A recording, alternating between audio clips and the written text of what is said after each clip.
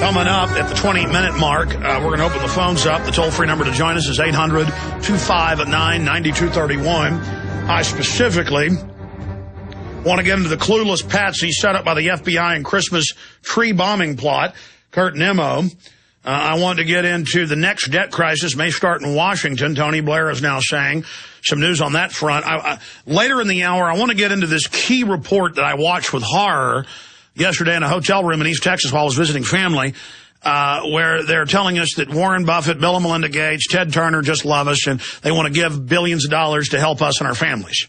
Of course, when you actually study what they're doing, it's a nightmare, and it ties into the austerity. The whole thing was we got to raise taxes on the rich.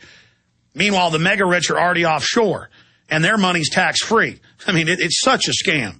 I mean, it's so sick to watch them.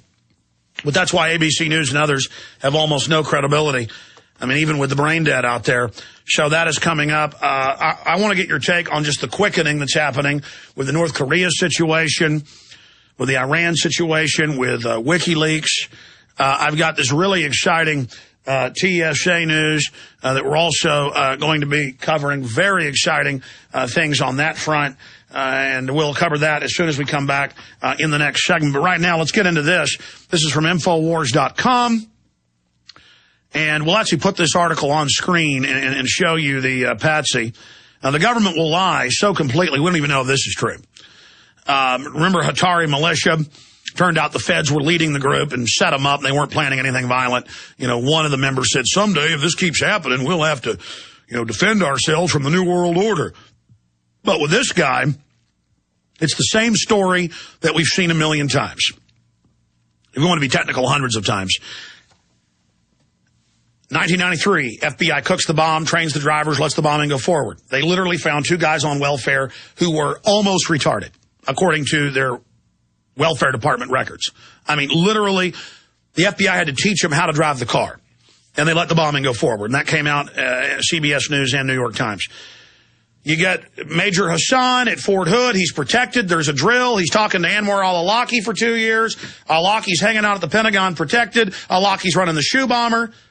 Al-Qaeda gives him the shoes, but no detonator. You don't light plastic explosives. Same thing with the Times Square. Same thing with all of them. With the underwear bomber. Drugged out, witnesses said, got on the plane with no passport. State Department admits an unnamed U.S. agency ordered him to help him get on the plane. This all came out. So they got drugged out idiots, lunatics, Muslim extremists. The government brings them in here as fast as they can. Whenever embassies flag them, like with the 9/11 hijackers, they're ordered, let them in. That's their cover. They're really U.S. government agents. That's mainstream news. I mean, this is all hiding in plain view. So you got pure patsies that think they're working for the government that get set up, like 7/7 and 9/11. You get other cases where they're drugged out mental patients they get on planes. You got other cases like the first World Trade Center bombing 93 and this situation with the Christmas tree bomber where they go out and they find just completely out of their mind lunatic America haters. Okay? And what's the government do? They got giant programs just to bring these people in as fast as they can. Clueless Patsy set up by FBI and Christmas Day tree bombing plot. Kurt Nimmo, Infowars.com.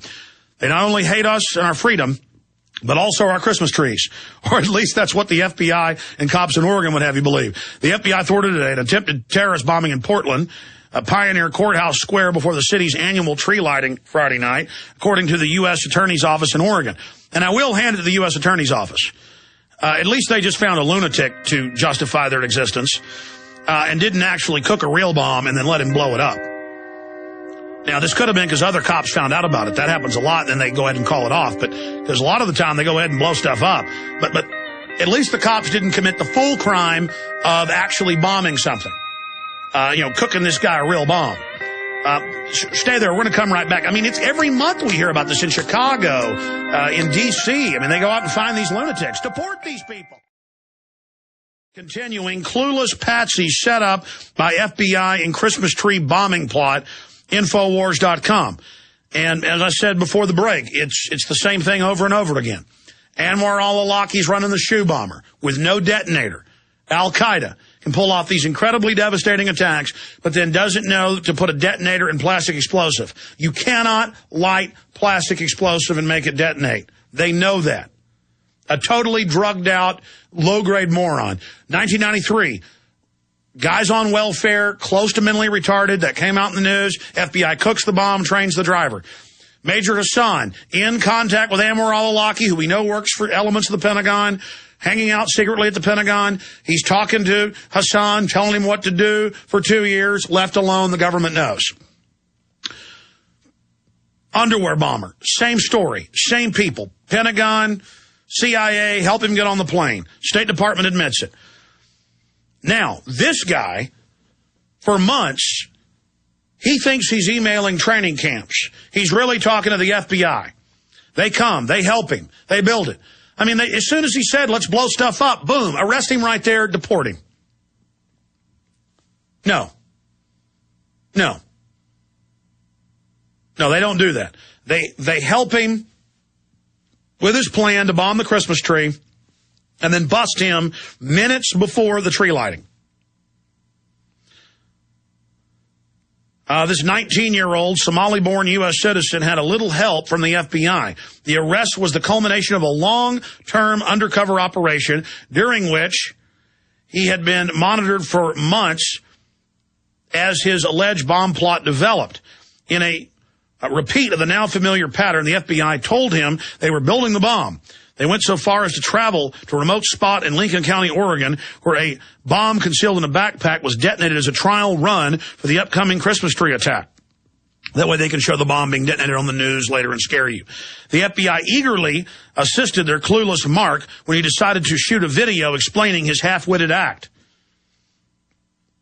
The half-wit and the FBI operative agreed to meet in Portland, where he allegedly told the FBI operative that he had written articles that were published in the Jihad Recollections, an online magazine that advocated holy war against American infidels and assorted Christmas revelers. His mentally disturbed fantasy, fueled by the FBI's, is reminiscent of the Christmas Day non-bombing attributed to Nigerian Abdullah Muttalib, who was, it was said, planned to take down an airliner over Detroit in spectacular fashion by lighting his underwear. According to the FBI affidavit, the underwear bomber absurd bomb plot began back in August of 2009. It goes through the same story of him being protected by the U.S. government. Ladies and gentlemen, I would never do this, but hypothetically, any of us could go out with $10,000, get to know a local schizophrenic, mentally ill person, and I'll guarantee you, you buy them enough drugs, enough whiskey, enough liquor, you can get them to walk into a police station and detonate a bomb. Guaranteed. I could march out of this door right now, and in a month, I guarantee you, I could find a lunatic on the streets of Austin. There's thousands of them, because they take care of the homeless here and invite them here, and so mentally ill from all over the country, most of them are completely out of their gourd, are all over the streets, walking around like zombies, nobody really helping them, nobody getting them off the drugs. I guarantee you, anyone could do this, and it's always the same. Remember back in 2006, there was going to be a jihad of black Muslims that were going to wage war nationwide and overthrow the government? And it turned out they weren't even Muslims. They were Christian Rastafarian street kids, the oldest being 18, who were completely stoned out of their mind on marijuana and other drugs. The government, over 2 years, got them a warehouse, said, I'll give you more money and drugs if you wear a uniform. Say you're Muslims, but we're Christians. Say you are. I'll give you another 40 grand if you go videotape the Miami FBI office. All totaled, it was over $100,000 they gave this group of street youth. They weren't even Muslims. They told them, we'll give you more money. Say you're Muslims. What, a month and a half ago, it was all over mainstream news that the FBI set up Muslims in D.C., went out and found them, went out and created the group, tried to get them to blow up subways. So they can sit up there on the news and say, we've got terrorists everywhere, we've got to have naked body scanners. We've got to have internal checkpoints but leave the borders wide open. We've got to continue all these wars. I can't tell you how many times in the last 17 years of being a political activist, 15 years on air, that we'd be at a pro-Second Amendment rally. We'd be at a land rights rally. We'd be trying to help some veteran having their house taken. We'd all be out there polite at a demonstration, and plainclothes cops would walk over and go, hey, Alex, you want to blow something up? You want to shoot somebody? And if I would have just shot my mouth off and said, yeah, we ought to do something sometime, which I didn't, I said, no, I'm nonviolent, I would have been clapped in irons right there. Or if I'd have played along, they would have done. I mean, ladies and gentlemen, you could go to 20 bars in the next week and find drunks who, if you go to the bar and talk about killing people, are going to agree with you. You could do it every night. You could go anywhere you wanted. I mean, how many people do you know? You know, we ought to just start stringing them all up. We ought to just line them up and firing squad this government. Boom, you're going to prison. And it's not because you're a real threat. It's because they want to create this illusion that there's this giant threat going on to sell this tyranny. And let me tell you, when they train your local police, when they train your local citizen squads, your tattletale spy squads, when they train the InfraGard, when they train all these groups, and this is on record in their training manuals that are public, they'll invite, in cases I've seen in the farming community, I've seen this in Nebraska, Texas, you name it, and the training manuals. I've seen the videos shot at these events. They invite them in, and it's a 2-day event at a hotel. Sometimes the people even pay themselves to be there. Sometimes the government pays, or a local group sponsors it. You got the local farmers there, or in the cities. You know, it's the local community leaders. And they show them a 2-minute video of Al-Qaeda training. For the next 2 days, it's all, watch your neighbor. Are they spanking their child? Do you smell marijuana? Does your neighbor have guns that are illegal? So, see, they get you to the meeting. Okay, we're here to fight Al-Qaeda. Now, let's move on to disgruntled veterans and all the training of the Boy Scouts, Explorer Group, New York Times, training to take on disgruntled veterans, training to kill them. You're like, well, those kids are 14. Well, that story was 2 years ago. Now they're 16. They're going to be 18 soon. The Hitler, youth were 12, 13 out there holding off Russian tanks. You better take this serious. They want them because they're young and dumb. I mean, we know what this is. And so you better know, and the police know this. They're being trained to take on disgruntled vets, conservatives, libertarians. Now, that's treason. This government is running the terrorist and protecting people like this lunatic trying to blow up the Christmas tree. Now, let's get to some good news here for people. Drudge Report has top linked to us all last week, all over the weekend, our story about women now who have, I don't want to get graphic, but women who are having that time of the month and have pads or tampons.